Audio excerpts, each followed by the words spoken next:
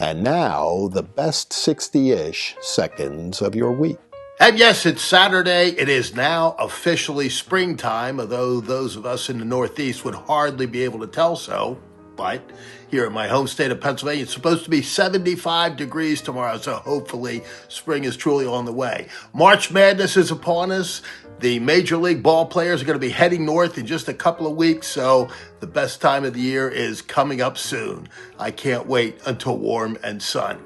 And of course, much of the national and international discussion remains centered on the war in Iran. And one of the great moments of concern was testimony this week that suggested that the Iranians are capable, or soon will be capable, of launching intercontinental ballistic missiles that might even reach the United States of America. This is something we simply cannot allow to happen. We couldn't let them have nuclear warheads. We cannot let them have ICBMs with that kind of long-range capacity. And the war has to be properly prosecuted. Where it's going to be very difficult is when it comes to a question of whether or not we need to actually commit ground troops. I think even those that support the war as it now stands will have difficulty if it gets to that, but we'll have to see. The thing is unfolding. It's taking its toll on the economy. We're hoping that that rebounds, but going after the thugs in Iran is certainly the right thing to do. And one of the people that says that Iran was never really a threat is a man by the name of Joe Kent, who resigned his position this week. Bluntly, I don't think most Americans have ever even heard of Joe Kent or particularly care about what he has to say, but it's very interesting to note that the national media was all over this like it was a major front page headline story. Look, Joe Kent has always been an isolationist. He was for many years registered as a libertarian. He was registered as a Democrat. Then he became a Republican to run for Congress, wasn't successful there, but has constantly espoused isolationist views and, frankly, anti-Israel and, many would say, anti-Semitic views. So this is no great shock. And his words against the Trump administration ring a little hollow, given his past and statements he has made along the way. And last week, I paid tribute to one of the greatest Americans to ever live, great football coach Lou Holtz, who was finally laid to rest this week in South Bend, Indiana. And if you didn't get a chance to watch that funeral mass, take a minute and do so. It was really incredibly touching. And as they paraded down Notre Dame Avenue to the cemetery, it was just really, really emotional.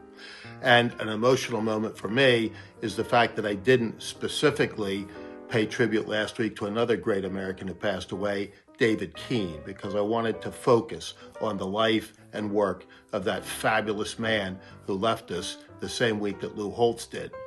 David Keene was, among other things, the chairman of the ACU, which is CPAC, and president of the National Rifle Association, and as Stephen Dinan, in a great tribute to David in the Washington Times, said, the maestro of the conservative movement. But David Keene was much more than simply the chairman of those two powerful organizations and internationally known. He was a man of incredible intellect and political capability, serving several presidents as an advisor to Spiro Agnew and Richard Nixon, through Ronald Reagan and the Bushes. He was constantly there to provide really, really delicate balancing and insight from a conservative perspective. I just remember a couple things specifically. You know, he had a very special relationship with the Taiwanese government because when their embassy or cultural center, as it is now in Washington, D.C., threatened to be taken over by the communist Chinese when Jimmy Carter sold us out to mainland China, David Keene moved in and very successfully and adroitly was able to save Twin Oaks and became something of a hero in Taiwan as a result. I was able to travel to Taiwan with David on occasion and saw the tremendous respect of the people there for him. But from his amazing array of world leaders who sought his counsel, David was also a friend. As I said, he was the chairman of CPAC. I came onto the board because of David Keene and was very proud to serve there for so many years, including as vice chairman of CPAC. And David was always the leader, even when he wasn't the chairman. He had served for over 25 years, almost 30 as chairman there. Nobody will ever serve that kind of tenure again. And he laid his imprint on CPAC in so many ways, bringing Ronald Reagan in to highlight it and building it into the major national and international conference that it is, the leading conference for conservatives anywhere in the world, because of the work of David Keene. And on a personal level, he was a friend, somebody that I counted on so many times and in so many ways. And his friendship extended in a lot of different ways. It wasn't simply a political friendship. Yeah, it was that, but, I remember the poker games at his house late into the night with some other great Americans, from Richard Viguerie to Al Regnery and others. It was always just a great time to be with David. I went hunting and fishing with him. I remember floating the Missouri River in Montana with him. Yeah, that's the one that runs south to north, and just having such a marvelous day out on the water with him.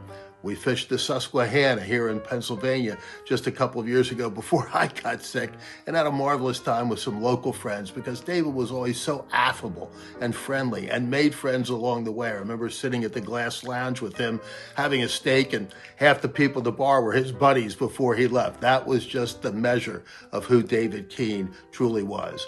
And when I was so desperately sick, who was at my bedside at the hospital, even though he was ill, but David Keene. A great American, a great man, a true friend. May he rest in peace, and may light perpetual shine upon him. Because for now, that is the best 60-ish seconds of your week.